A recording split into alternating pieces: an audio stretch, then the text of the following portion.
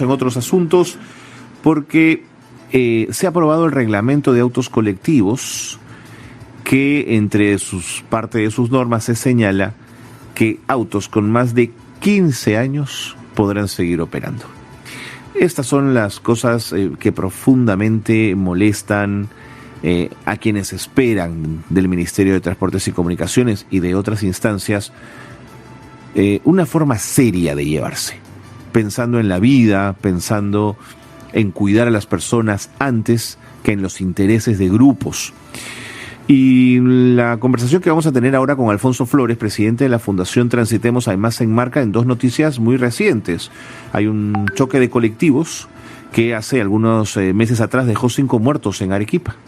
Un chofer invadió el carril contrario e impactó contra un auto ocupado por toda una familia que falleció. O Arturo Chogas, que fue asesinado tras resistirse a un robo en un taxi colectivo en la Panamericana Norte, esto en Lima. Entonces, claro, ¿cómo se cede ante los colectiveros y sus gremios que no garantizan de momento nada a nivel del transporte? Alfonso, ¿cómo te va? Bienvenido, gracias por estar con nosotros. Buenas noches, Cornejo, y buenas noches a todos los que escuchas. Sí, hay que separar dos cosas, ¿no? Una cosa es el reglamento que se ha publicado hoy día de la ley 31096, que formaliza de alguna forma el servicio interprovincial de taxis colectivos, llamados así.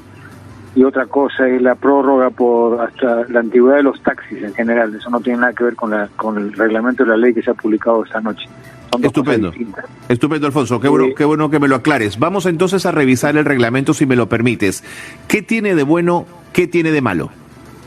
A ver, el servicio en colectivos siempre estuvo regulado y normado hasta el 2014. Uh-huh. Antiguamente, yo me acuerdo de niño, yo vivía en Cañete, mis padres trabajaban ahí, yo me venía a Lima en los taxis, en los colectivos de la 43, que eran estos automóviles Ford antiguos grandes, que daban el servicio interprovincial entre las provincias cercanas a Lima, Lima Huacho, Lima Ica, Lima Cañete. Conforme fue avanzando y mejorando el transporte, comenzaron a aparecer los grandes buses interprovinciales de M3, y las líneas de colectivos comenzaron a desaparecer. Pero después de un tiempo esta parte comenzaron a aparecer nuevamente estos servicios de colectivos, sobre todo en el interior del país. Y eso estaba regulado y reglamentado. Lo que pasa es que por la falta de control y fiscalización adecuada fue proliferando más allá de sus rutas autorizadas, y se venían nuevamente de Arequipa-Lima, Tacna-Lima, en perjuicio de las rutas ya atendidas por buses M3. Claro. Entonces, un lobby muy fuerte de los operadores de transporte grande lograron convencer al ministerio que debían prohibir el servicio de transporte público en vehículos de menor capacidad, y nosotros estuvimos en desacuerdo. Fue el 2014, porque predijimos que iba a generar más informalidad. Mejor era tenerlo reglamentado y controlado que sin control y a oscuras. Bueno, el tiempo nos dio la razón y nuevamente se ha promulgado la ley que faculta y que obligó a que el ministerio tenga que hacer este reglamento que ha sido publicado ayer en la noche. El reglamento fue trabajado y consensuado. Nos invitaron a varias reuniones al Ministerio de Transportes, a nosotros y a otras instituciones de la sociedad civil para discutir los alcances de la norma. Y vemos que la norma ha plasmado mucho de estas inquietudes. Primero, que el servicio solo se puede brindar en distancias no mayores a 250 kilómetros en ámbito interregional. 150 kilómetros en ámbito regional y 50 kilómetros en el interdistrital. Obviamente con la autorización respectiva de la Oficina Regional de Transportes en cada localidad. Con lo cual se garantiza que ya no van a competir con los buses interprovinciales que sí cumplen con la ruta. La idea es que este servicio se dé en zonas no atendidas. ¿Cuántas zonas del país, en el interior del país, no tienen transporte público? Los vemos, se transportan en camiones, en camionetas, con los consecuentes volcaduras y siniestros viales por todos lados. Entonces, la idea es que estas unidades pequeñas sí pueden transitar por las sinuosas carreteras de nuestra sierra, que no puede entrar un bus. Ahí es donde tienen que ser autorizadas a dar el servicio en estas distancias que te menciono. Alfonso, importante lo que mencionas. Yo recuerdo también haber estado en Huánuco y haber hecho Huánuco Tingo María Tocache en colectivo, pero mi experiencia, a diferencia de la tuya, fue de terror. Era un carro con llantas incocadas, iba manejando como loco el conductor. Entonces me quedé con la sensación de entender que el colectivo sí es importante en zonas de nuestro país donde no hay buses, pero con una necesidad de regulación muy sólida, Alfonso. Así es. Por eso este reglamento lo contempla. El problema no está en la redacción.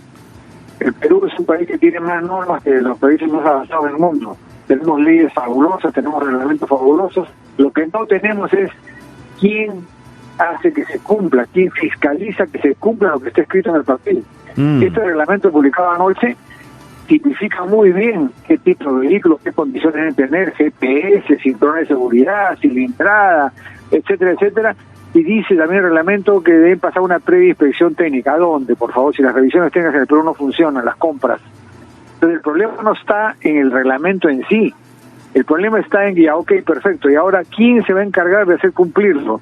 Si todavía están hablando de disolver la Sutran, que es justamente el órgano fiscalizador. Entonces, ¿quién va a fiscalizar si no hay Sutran? Estamos un país de locos, sacamos normas fabulosas, pero no nos preocupamos de ver. Las autoridades del Ministerio de Transportes creen que normar ya cumplieron su labor, cuando tienen que normar y ver que se cumpla la norma. Entonces, mientras tengamos un ministerio que no entiende el transporte, el transporte es una actividad técnica, ¿ya? Y se ha convertido lamentablemente en el colchón social del desempleo, ¿no? Todo el mundo ve la parte social del desempleo. Ese no es mi problema, yo soy técnico. El tremendo desempleo que lo ve el Ministerio de Trabajo y Promoción Social, no el Ministerio de Transporte. Alfonso, queda claro entonces lo que nos has planteado sobre el reglamento. Interesante discusión la que has puesto sobre la mesa de Radio Nacional. Compleméntame con el tema de estos 15 años para los taxis para que puedan seguir operando. A ver, es solamente hasta fines de año. Lo que pasa es que durante la pandemia hubo pues una gran recesión. Toda esta gente que trabajaba esto no utilizó su vehículo. Por lo tanto, se asume que estos 6 meses le están dando de gracia para que vaya más allá de los 15 años, porque no tenía que salir circulación hoy. Pero nuevamente estamos ante lo mismo. Muy bonita la norma, perfecto. ¿Quién va a fiscalizar? Claro. Y si vamos a seguir de prórroga en prórroga. En diciembre supuestamente ya caduca, le dieron una extensión de 6 meses. Y en 6 meses van a volver a sacar otra norma que los prorroga 6 meses más, o van a cumplir que se cumple y salen y van al chatarreo. Entonces lo que tiene que hacer el gobierno es brindar los fondos necesarios a la ATU para que chatarreen todas estas unidades inmediatamente que cumple su deber. Pero como no están cumpliendo con el chatarreo, recién han empezado con un chatarreo de prueba, pero la clave está, para que tú puedas sacar tu vehículo de circulación cuando cumple su año de vida, tiene que haber chatarreo, pues. Chatarreo, una unidad vieja, me dan un bono y con eso puedo adquirir una unidad nueva. Alfonso, muchísimas gracias por haber estado con nosotros, por ayudarnos a entender un poquito más la situación del colectivo, del taxi colectivo en las regiones de nuestro país. Muchísimas gracias. Ahí estaba Alfonso Flores, entonces, que nos daba los alcances interesantes, un reglamento que bien fiscalizado y bien llevado podría generar un servicio interesante en aquellas zonas donde los buses no llegan. 8:49.